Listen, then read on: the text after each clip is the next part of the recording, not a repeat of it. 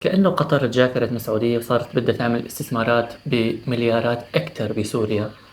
حلوة هي المنافسة، حلوة نشوف منافسة على أراضينا، الأراضي السورية، بين أشقاء عم يستثمروا ببلدنا، وعم يجاكروا بعض وعم يتنافسوا مين اللي بيدفع أكتر ومين اللي بيستثمر أكتر ومين يلي بينهض قبل الثاني.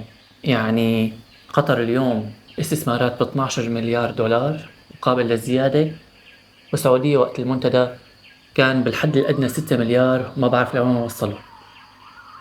بس اليوم اللي بدي أحكي فيه قديش شعبنا اليوم فعلا صار بومة، وشعب بس بهمه يفشل أي شيء بيصير على الأراضي السورية، لكن انبسطوا. يعني اليوم اللي عم نشوفه نحن إنه قطر حاطة خطة بالتعاون مع دولة سوريا لحتى تنهض بكل المحافظات. يعني هي الفرص كلها اللي عم تجي والاستثمارات والفنادق والشركات والمدن، مو الكل اللي بده يشتغل فيها هن أبناء سوريا. مو كل استثمار عم يجي بعده استثمار أحلى منه، بلشت السعودية وبعدين هلأ قطر ولسه لقدام إن شاء الله لسه الكويت، وما بتعرفوا أي دولة أجنبية بتستثمر كمان.